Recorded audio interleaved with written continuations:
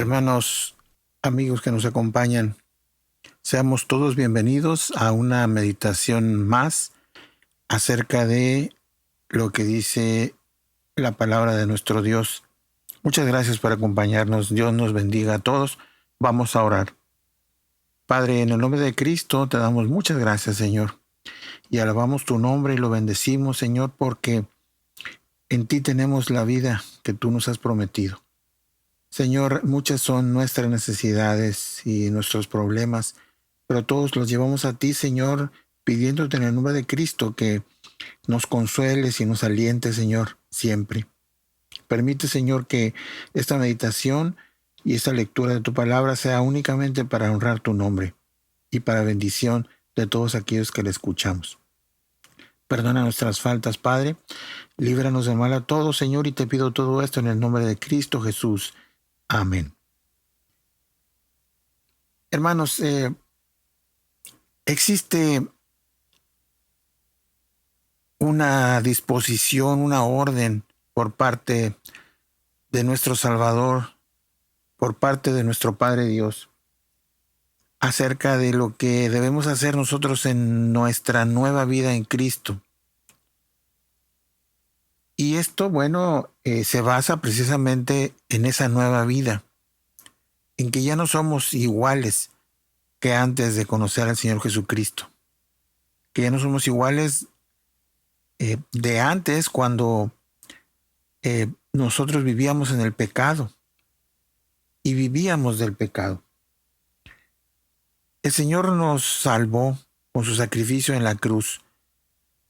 El Señor pagó por nosotros a un gran precio su vida, pues el castigo que era para nosotros. Pero este proceso de bendición va más allá. Va más allá hasta el punto en que a ti y a mí, que nos hemos rendido a los pies del Señor pidiéndole perdón por nuestros pecados, arrepintiéndonos delante de Él, pues nos pone un camino nuevo, un camino lleno de bendiciones. Y si bien es cierto que la salvación es por gracia y no por obras, y bendito sea el nombre del Señor por esto, también es cierto, y así lo dice la Escritura, que Él prepara un camino lleno de buenas obras para que tú y yo lo andemos. ¿Por qué es de bendición transitar por este camino ya preparado por el Señor? Porque constituye el gozo de los hijos de Dios, vivir una vida transformada, una vida diferente, recordando de dónde nos ha sacado el Señor y pidiéndole a Él no volver atrás. Y así han sido estas cosas, estas disposiciones desde el principio.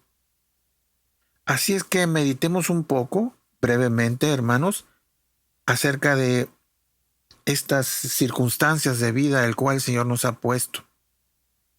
Centremos nuestra atención en el pasaje que viene indicado aquí en la diapositiva, capítulo 20 de Hechos. Es un pasaje que tú debes de conocer muy bien. Pero vayamos nosotros a lo primero que debemos de considerar. Esa doble encomienda que Dios tiene para los hijos de Dios, es decir, nuestro Padre tiene para ti y para mí. Y podemos verla ya en Mateo capítulo 22. ¿De qué estamos hablando? Bueno, estamos hablando de que existen dos principios fundamentales, dos mandamientos que encierran toda la voluntad en el reino de Dios, todo lo que el Señor quiere para sus hijos, para cada uno de nosotros. Todo lo que el Señor quiere que vivamos tú y yo. Esa doble dimensión de nuestro actuar, de nuestro vivir diario. Primeramente, nuestra devoción, nuestra adoración únicamente a Dios, no a ningún ídolo. Y no estoy hablando solamente de los ídolos religiosos, por llamarlos de esa manera, sino cualquier circunstancia, persona, vida, objeto, actividad que desvíe nuestra atención de rendirle alabanza al único Dios verdadero. Y en segundo lugar, cuidar y vigilar, fomentar la mejor de las relaciones con quienes me rodean, con quienes están cerca de nosotros, con nuestros prójimos. Amarás al Señor tu Dios, pero también amarás a tu prójimo como a ti mismo. Es esta doble encomienda, este doble mandamiento, esta doble perspectiva acerca de lo que es la vida cristiana. Hacia el cielo, pero también aquí en la tierra. Porque nosotros podemos ver, palpar, conocer, sentir las necesidades de quien está cerca de nosotros. Y estamos llamados a atender esas necesidades. Y este mandamiento, esas disposiciones, hablan de lo que el Señor quiere que vivamos. Habla del énfasis de las Escrituras en esa responsabilidad que tú y yo, como hijos de Dios, tenemos acerca de quien nos rodea. Y fíjate, es importante señalar que estamos hablando de aquellos que están cercanos a nosotros y que quizás tú y yo no quisiéramos tenerlos cerca, o que quizás tú y yo no los preferimos, pero ahí están, cerca de nosotros, para que nosotros cumplamos en ellos el mandamiento que Dios quiere que tú y yo, habiendo renacido, permitamos que el Espíritu viva en nuestras vidas y tú y yo vivamos de manera diferente, para que así los frutos del Espíritu se manifiesten de manera poderosa, se manifiesten de manera total en nuestra vida. Y que veamos al Espíritu Santo como esa persona de la Trinidad que nos impulsa, que nos anima, que nos consuela. No solamente, y lo digo esto con mucho respeto, a ver, a hacer, a disfrutar de hechos muy vistosos, hechos milagrosos, sino de los hechos que atienden al interior de nuestra existencia, de nuestro espíritu.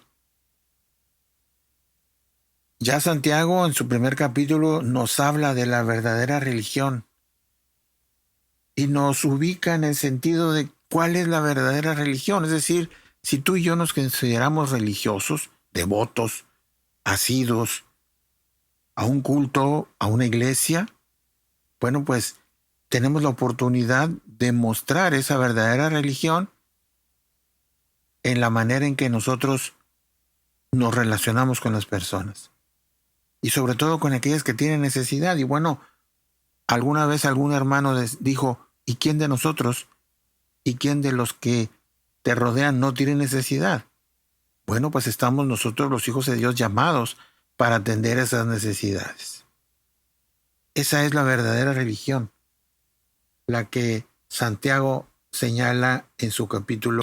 Dice la palabra de Dios, y por favor leamos desde el versículo 26. Si alguno se cree religioso entre vosotros y no refrena su lengua, sino que engaña su corazón, la religión del tal es vana. La religión pura y sin mácula delante de Dios, el Padre, es esta: visitar a los huérfanos y a las viudas en sus tribulaciones y guardarse sin mancha del mundo. Es este énfasis de las Escrituras en esa responsabilidad de darle un sentido humano a este proceso que a veces se queda en lo formal, quizás se queda en los buenos deseos, a este proceso religioso. ¿Qué es lo que busca el Padre? Que sus hijos vivan. En 1 Samuel, capítulo 15, la Escritura nos dice que Él se agrada más de la forma en que tú y yo nos relacionamos con su palabra que con los sacrificios que nosotros podamos hacer. Obediencia, obediencia. ¿Y qué es obediencia?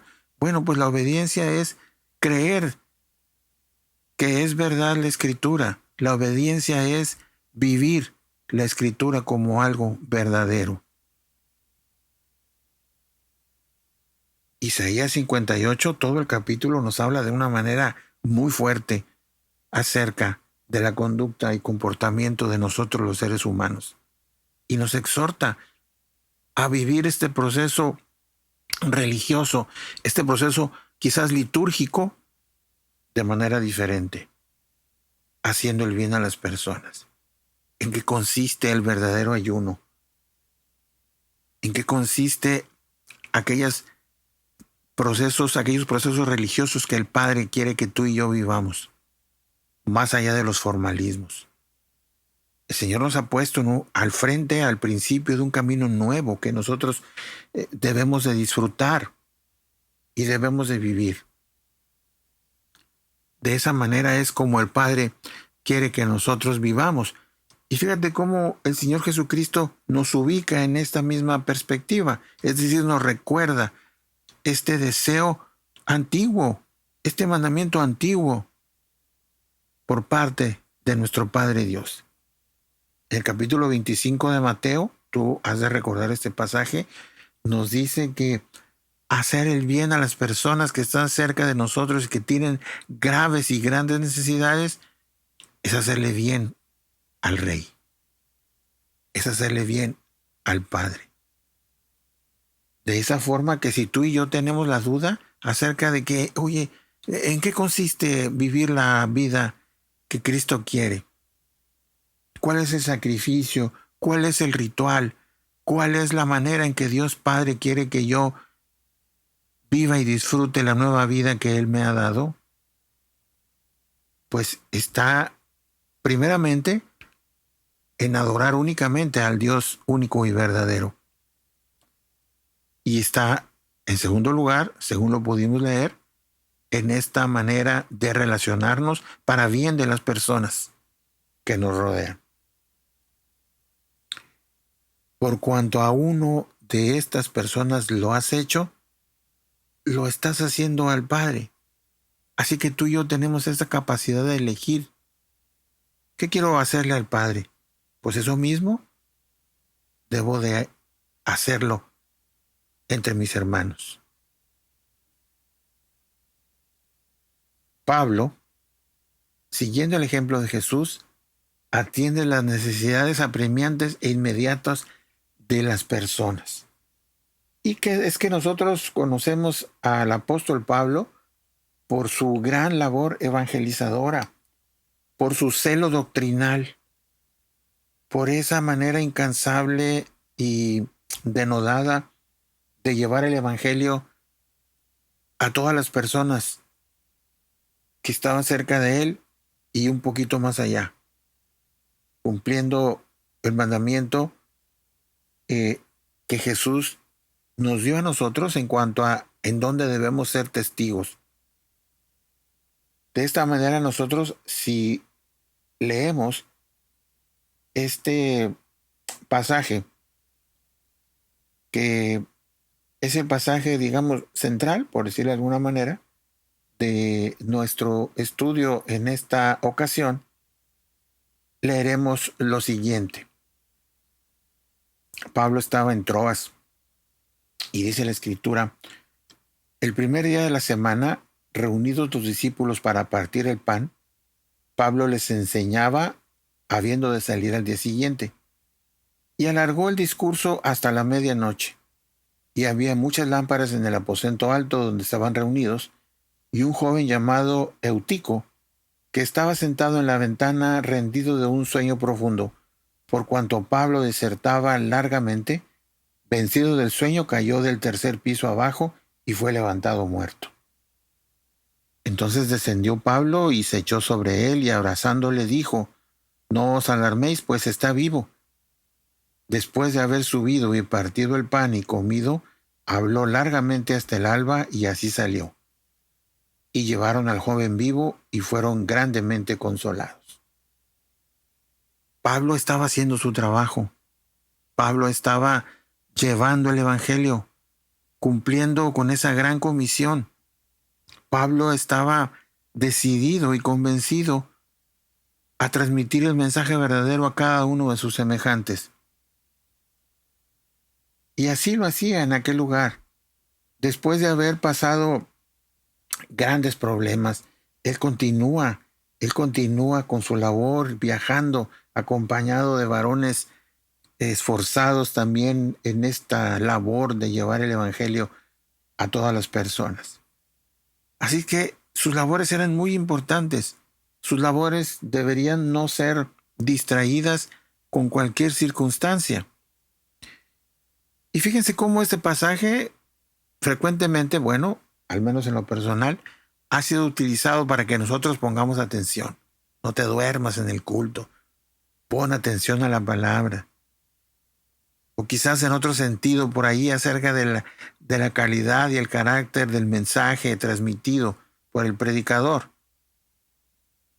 Pero lo que podemos ver aquí es cómo en medio de esta labor tan importante que Pablo estaba haciendo, en ese gusto por hablar, transmitir y enseñar el evangelio a todos los hermanos, él se pasaba las horas ahí, según podemos nosotros leer. Esto era muy importante. Sin embargo, fueron para Pablo más importantes las necesidades de las personas. Primeramente de aquella persona, ¿verdad? Que siendo un joven, cayó, cansado por tanto tiempo que estaba él ahí escuchando. Ya era muy tarde. Y él cansado, pues se durmió y cayó y murió. Él necesitaba un milagro en su vida. Y también las personas que estaban cerca de él necesitaban ser consoladas. Entonces, Pablo atiende esas necesidades. Así es que nosotros podemos ver en este pasaje el ejemplo de que más allá de la vida religiosa, la vida en la iglesia, la vida formal, estamos llamados a atender con denuedo las necesidades de las personas. ¿De qué carácter son las necesidades de las personas que te rodean? ¿Espirituales, físicas, de salud, económicas? Ese llamado tenemos nosotros, no hay duda. Quizás nosotros por ahí podamos argumentar alguna que otra cosa, y pues que si la palabra del Señor es mejor, y que si el mensaje del Evangelio, y que si las personas muchas veces atienden el llamado nuestro cuando se le van a ofrecer algún tipo de bien material, no sé.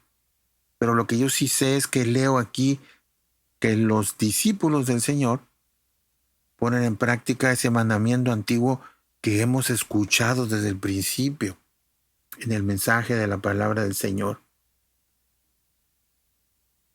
Estemos entonces alegres porque este ha sido desde el principio el mandamiento de quien te salvó y te dio vida nueva.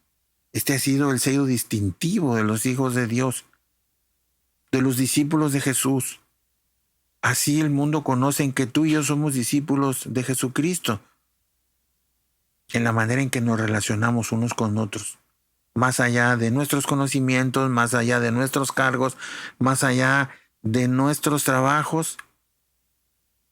Lo que distingue al discípulo de Jesucristo es que ama a sus semejantes. Y esto es motivo de alegría porque ese Dios de amor, ese Dios de misericordia, ese Dios de bondad es el que nos ha llamado, es el que nos ha rescatado. Si Dios tuviera otra naturaleza, yo estaría perdido. Estemos alegres por eso, hermanos, agradecidos por esa bendición. Y recordemos y leamos siempre la Escritura, concretamente este pasaje que vemos aquí en la pantalla, Segunda epístola de Juan 4-6. Me alegré mucho porque encontré a algunos de tus hijos viviendo de acuerdo a la verdad, tal y como el Padre nos ordenó. Ahora, estimada señora, te ruego que nos amemos unos a otros. No estoy dándote un mandamiento nuevo, sino el que hemos oído desde el principio. El amor es poner en práctica los mandamientos de Dios. Es el mismo mandamiento que ustedes han oído desde el principio, que vivan una vida de amor. Y este mandamiento, esta guía, esta orientación, esta orden del Señor debe ser motivo de alegría, porque es un Dios de amor, porque nos amó primero, pero nosotros amamos a nuestros semejantes, precisamente por eso. Este Dios de amor es el que nos llamó a ti y a mí a la vida nueva. Es el que nos salvó. Es el que se entregó por nosotros en la cruz. Ese mismo Dios es el que te pide, es el que me pide a mí que vivamos una vida de amor. Vamos a orar. Padre, en el nombre de Cristo, estamos muy agradecidos contigo porque eres bueno con nosotros, misericordioso, paciente, amoroso. Nos llamas con lazos de amor a vivir y a cumplir tu palabra. Estamos agradecidos por eso. Así que alabamos tu nombre y lo bendecimos, Señor, y nosotros, pues profundamente conmovidos por ese accionar tuyo en nuestras vidas de amor y de misericordia, pues te pedimos en el nombre de Cristo que nos aliente tu espíritu a vivir esa nueva vida, a mostrarle al mundo los frutos de tu Santo Espíritu moviéndose en nuestra existencia. Gracias, Señor, por ese amor. Gracias por tu palabra y gracias por tu iglesia. Bendícenos a todos y cada uno de nosotros. Tú conoces nuestras necesidades y estamos agradecidos contigo por esto que podemos vivir en la nueva vida que tú nos das. Todo te lo pedimos en el nombre de Cristo Jesús. Amén. Muchas gracias, hermanos. Dios nos bendiga a todos. Sigamos adelante en este camino que el Señor nos ha propuesto. Dios nos bendiga a todos.